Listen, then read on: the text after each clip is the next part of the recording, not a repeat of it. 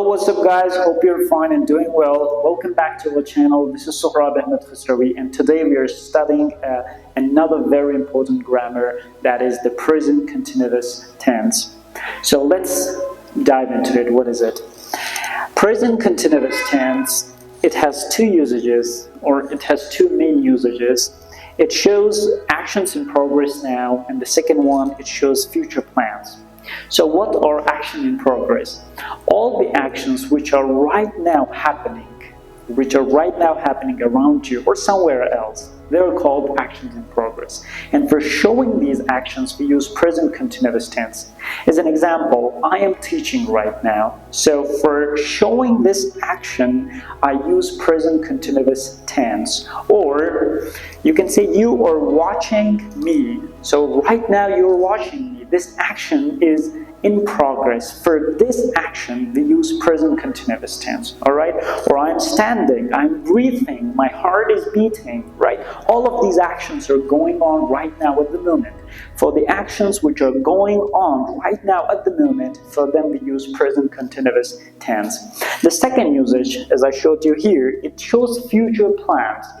Or specifically, we can say that it shows a schedule. It shows a scheduled actions in a near future. As an example, like tomorrow, I'm going somewhere, right? So that's my scheduled future plan. So for that, I can use present continuous. Instead of saying, I will go to city tomorrow, I can say, I'm going to city tomorrow. Or I have a meeting with somebody at 10 o'clock. Instead of saying, I will meet him at 10 o'clock today, I can say instead of that, I'm meeting him at 10 o'clock today.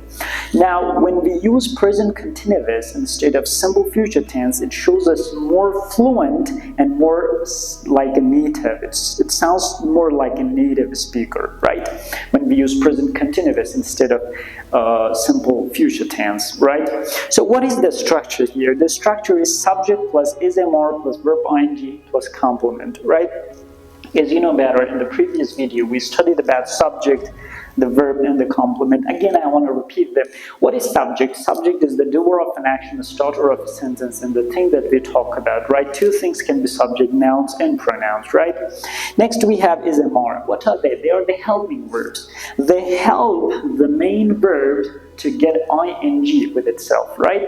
So whenever there is an ing, we know that the action is in progress. So whenever we use to be verbs, so it will help this verb to take ing. Without using the to be verbs, we cannot use ing with the main verb, right? So the to be verbs are the helping verbs or the auxiliary verbs, right?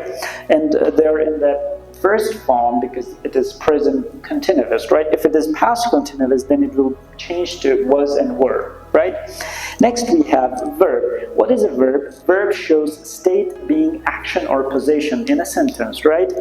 Here, always we use the action verbs, not the stative verbs. We will discuss this later. Next we have ing. Ing is a suffix which is used to show that the action is in progress, or sometimes it is also used with gerunds, right? To change them to noun form. Next, we have the complement. What is a complement? It completes the meaning of the sentence. And you know better that we have three types of complements. We have noun complements, adverb complements, and adjective complements, right? Okay, so let's give an example for it. For subject, we can use like she.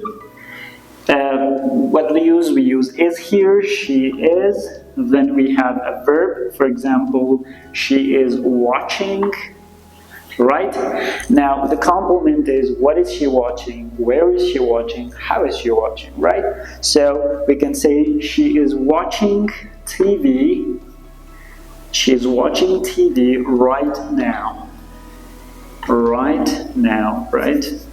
She is watching TV right now. Now, you can see here, the action is in progress right now at the moment, right?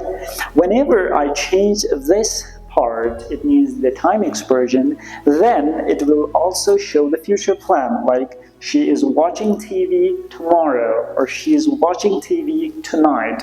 So it differs when we change the time expression, the usage will also change, right?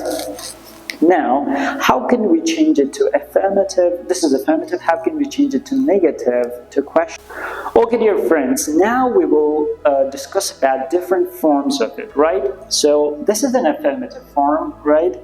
She is watching TV right now. Let's change it to negative, interrogative, and WH. So if I change it to negative, it will be she is not watching TV, right? We use just not after the to be verb, right? Or I'm not teaching, they're not reading the book, okay? So if I change it to the question form, the is and more, they will come at the beginning of the sentence. We use the auxiliary verbs at the beginning, right?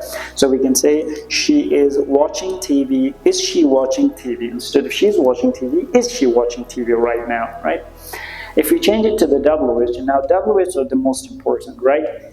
So we have to use a WH question, after that a to-be verb, then subject, then verb ing, then complement, right? So it means like this. We can say, where is she watching TV, right? Watching TV right now, okay? Where is she watching TV right now, okay? Now we can change this WH to different forms, right? The question word, we can change it. Like, how is she watching TV? Where is she watching TV? Why is she watching TV? Or how often? No, we can't use how often, okay? We will talk about it later. Because how often shows repeated actions and we cannot use it in present continuous, right? Or who is she watching TV with, right? So, or what is she doing, right? Instead of when we are asking that watching, what is she doing right now, okay? So these are the WH forms, okay? Now, there are some of the verbs that we cannot use them in the present continuous. And what are they? Let's discuss about them. We have two forms of verbs. These two forms are called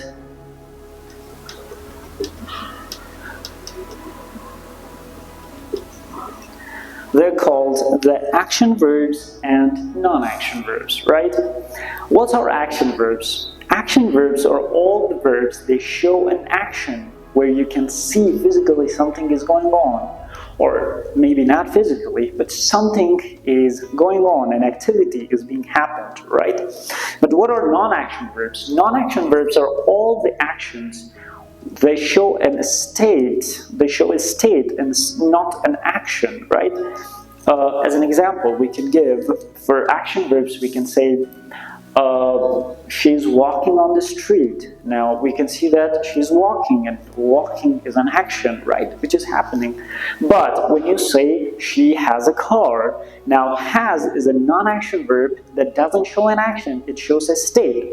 Or we can also use for action verbs another name that is called dynamic verbs, right? They show something is, going on. But what is a non-action verb? It's a stative verb. Stative verbs are the verbs that show the state, right? No action is there. Okay, for stative verbs, we have some other examples too. Like we have love. We cannot say, I am loving him, right? Or I'm loving her. We can say, I love her, right? Now, or like, I like bananas, not I'm liking bananas, because like, love, understand, know, or hear, and some other verbs, right?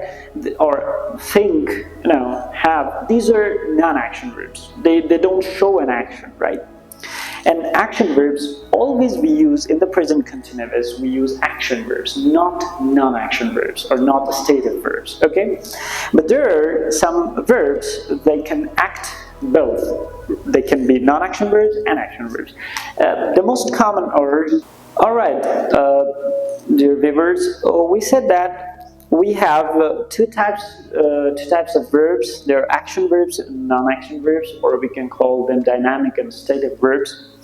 Some verbs act like an action, which shows an action, and some verbs act like a non-action, which doesn't show an action, they show a state.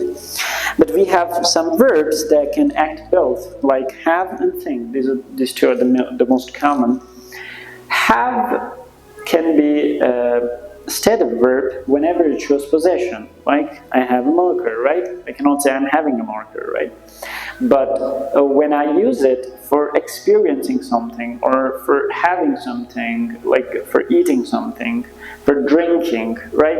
At that time, it is it's an action verb. It's a dynamic verb. Like an example, I can say, I'm having fun, right? I'm having fun. It means I'm experiencing something great, okay? Or when I say I'm having dinner, it means I'm eating dinner. I'm having pizza, or I'm having a glass of water, right? Now it shows that the action is happening, right? It shows eating, experiencing, drinking, these things. Next one is think. Now, think is the same. Whenever I use it to show my opinions or give my opinions, at that time it is a state of verb, right? It's a non-action verb. As an example, what do I think about Ahmed? Then I say, I think he's a good boy. This is a state of verb. But whenever I use it for the action of thinking in my mind, at that time, this is an action verb. This is a dynamic verb. As an example, I'm thinking to go there, right? So it is an action which is going on in my mind, right? So I'm thinking to go there. I'm thinking to have a cup of tea, right?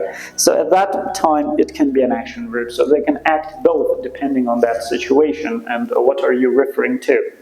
So thank you so much for watching this. I hope you enjoyed it and learned something, and follow us, hit the like button and comment, and also tell us what do you want to study next in the next videos. Thank you so much, and you have to keep practicing. Goodbye, have a great time.